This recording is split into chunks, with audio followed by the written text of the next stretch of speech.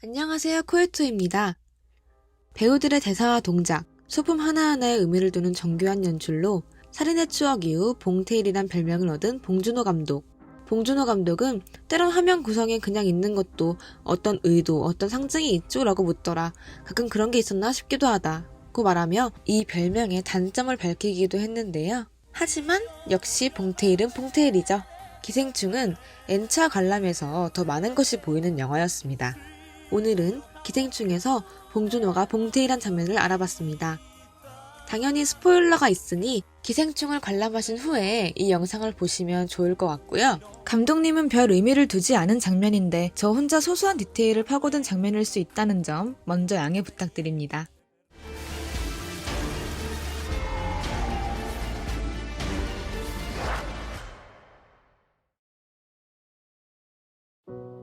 오프닝의 종소리 다 들으셨나요? 옥자의 오프닝에도 삽입된 소리입니다. 센터부터 순서대로 돌아가며 여러 방향의 스피커에서 6번의 종소리가 나오는데요. 작거나 깨져서 들리는 설비상에 문제가 있는 스피커가 있는지 확인하기 위해서 종소리를 넣었다고 합니다. 앞으로 봉준호 감독의 연출작에서는 계속해서 이 종소리를 만날 수 있을 예정입니다. 기생충의 첫 장면 기억나시나요? 창문으로 새어 들어오는 조그마한 양의 햇빛으로 양말을 말리고 있었고 양말을 비추던 카메라는 천천히 내려와 기우의 얼굴을 잡습니다.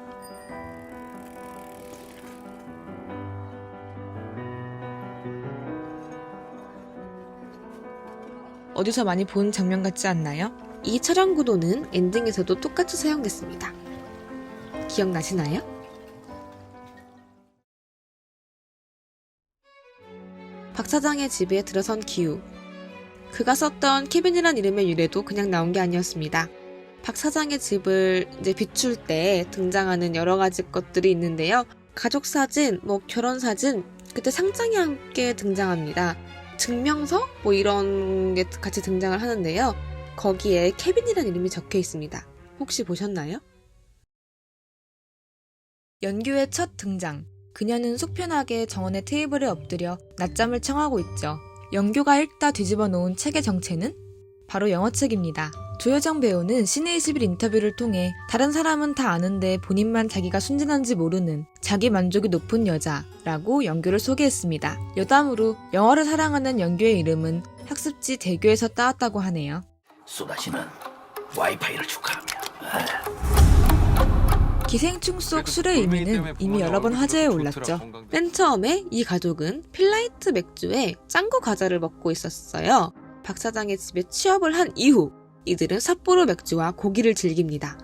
여기서 충숙은 홀로 필라이트 맥주를 마시는데 이건 남은 걸 먹는 어머니의 마음을 표현하기 위해서였다고 합니다. 박 사장의 집에 침입한 이들은 마음껏 양주를 마십니다. 마치 자신들이 그 양주를 마음껏 편하게 먹을 수 있는 상류층 사람이 되기라도 한 것처럼요. 하지만 이들의 행복은 오래가지 못하죠. 맥주를 마시면서 송강호는 위대한 박 사장님께 감사의 인사를 드리고 라고 말합니다. 어쩐지 후에 나올 장면의 예고편 같은 느낌이라 엄청 섬뜩하더라고요. 리스펙! 기억나시나요? 봉준호 감독의 카메라에 처음으로 부자들의 일상이 담긴 이번 영화. 휴지에 핫소스를 뿌리며 나이스 타이밍으로 문광을 쫓아내는 데 성공한 기택. 그를 비춘 장면에서 쓰레기통이 등장하는데요. 이 쓰레기통의 가격이 무려 250만원이라는 사실. 봉준호 감독은 신의 21과의 인터뷰를 통해 페달을 내려도 뚜껑에서 소리가 안 난다. 너무 신기하더라. 그거 반납할 때도 달달달 떨면서 했다고 밝혔습니다. 뚜껑에서 소리가 나지 않는 고급 쓰레기통 덕에 기택의 계획이 성공할 수 있었군요. 박 사장은 갈비찜을 잘했던 문광을 추억하며 그녀에게 단 하나의 문제가 있었다면 2사람 양의 음식을 먹었다는 것이라고 얘기합니다. 지하실 장면에 힌트를 전한 장면이죠. 박 사장의 가족이 야영을 떠나고 그 집에 기택의 가족이 머물게 됩니다. 기택과 충숙은 후에 박 사장 부부가 누워있던 포즈와 똑같은 자세로 낮잠을 즐깁니다. 기우 역시 햇살을 정면으로 받으며 누워있죠. 위층에서 저만의 생활을 즐기는 기정의 모습까지 박 사장 가족의 구성원과 똑 닮았습니다. 기생충의 가제, 데칼코마니가 떠오르는 부분이죠. 모든 관객의 가슴이 쪼그라든 장면. 지하실에서 두 기생충 가족이 맞붙는 장면이죠. 충숙 가족의 약점을 잡은 문강은 계속해서 영어 단어를 사용합니다. everybody, fresh, talking about 등의 영어가 술술 나오죠. 영어 단어가 안 어울리는 상황인데 영어 단어를 계속 사용하며 어긋난 리듬을 형성합니다. 오랜 시간 건축가 선생님, 그리고 성공한 사업가, 이렇게 상류층 사람과 어울렸던 그녀에게 상류층의 어색한 습관이 어색하게 배어버린 모습입니다. Is it okay with you? 관객에게 역시 좀 어색한 웃음을 선사하죠. 박사장의 가족과 기택의 가족만이 데칼코마니처럼 겹쳐 보이는 건 아닙니다. 정말 겹치는 건 기택과 문강의 남편, 근세죠. 지하에서 계속 살게 해달라는 근세에게 기택은 이렇게 말합니다. 당신 계획도 없지? 어쩌면 이 순간부터 기택이 이 지하방에 예비 세입자가 될 수 있다는 사실을 알려주고 있었는지도 모르겠네요. 계급의 격차를 직설적으로 드러내는 계단, 나도 모르는 새의 선을 넘어 타인의 영역을 침범하는 냄새. 기생충은 말하고자 하는 바를 다소 직설적으로 드러내는 장치를 여러 사용하고 있는 영화인데요. 그 중에서도 가장 미스터리한 건 바로 수석입니다. 가짜일 것이다, 기후의 죄책감일 것이다. 이미 영화를 본 사람들 사이에서 수석에 대한 여러 해석이 나오기도 했는데요. 개인적으로 저는 이 수석이 그냥 단순히 기후의 마음을 비추는 장치라고 생각했습니다. 기후는 이 돌과 함께 하면서부터 고액 과외 면접을 시작하고 가족을 전부 취업시킬 계획을 세우게 됩니다. 네가 자랑스럽다. 온통 물바다가 된 집에서 유일하게 떠있는 물건이었던 그 수석이 기후에게는 절대 포기할 수 없었던 일말의 희망? 우연히 그에게 따랐던 어떤 운에 대한 기대라고 생각이 되더라고요. 기후에게 끝없이 달라붙는 그 수석은 재난대피소에서 그의 마음을 짓누르기도 하죠.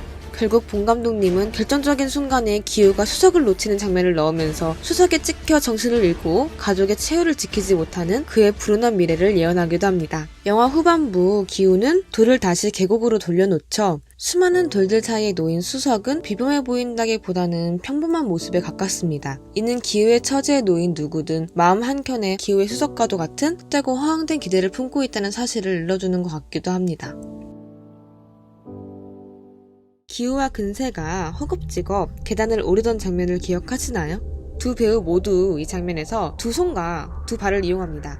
사족 보행을 하는 모습은 자연스럽게 벌레나 네, 그렇죠. 이 장면이 나오기 전에도 박사장 부부가 나타났을 때 테이블에 숨어 있다가 어둠 속으로 재빠르게 사라지는 기택 가족의 모습에서도 충숙이 기택을 놀리던 바퀴벌레라는 표현이 떠오릅니다. 목숨을 걸고 음식을 먹으러 올라와야 한다는 기택의 편지 속 묘사도 벌레를 떠올리게 만들죠. 하지만 이거는 감독님이 영화 초반부터 관객에게 알려주었던 사실입니다. 저는 되게 소독차 장면 보고 엄청 깔깔거렸는데요. 알고 보면 엄청 소름 끼치는 장면이죠. 저런 소독은 인간이 아닌 벌레를 위한 소독이니까요. 마지막 장면에서 기후가 돌리는 전단지 혹시 보셨나요? 피자 시대의 전단지입니다. 다송의 생일 파티 장면에 등장하는 의외의 인물이 있습니다. 래퍼 겸 비트박서, 후니훈이죠. 뜬금없이 등장한 것 같지만 알고 보면 러닝타임 내내 존재감을 뽐내왔던 그 극중 다송이 그린 그림들은 모두 후니훈의 작품이라고 하네요. 기택은 기후에게 모스부호로 편지를 전달합니다. 모스부호는 보통 전쟁 영화에서 많이 등장하는데요. 지하에 있는 아버지에게 기후는 자신의 계획을 담은 편지를 보냅니다. 돈을 벌어서 지하에 있는 아버지를 언젠간 구출하겠다. 그때까지 건강하시라는 안부를 전한 편지입니다. 반지 합방에서 보내는 기후의 편지는 사실 전해질 확률이 무척 낮아 보입니다. 너는 계획이 다 있구나. 계획을 세우면 계획대로 되지 않는 삶을 살게 되는 기후와 기택. 그리고 그들을 비롯한 모든 지하 인생들이 처절한 마음으로 보내는 SOS 신호 같은 느낌이었습니다.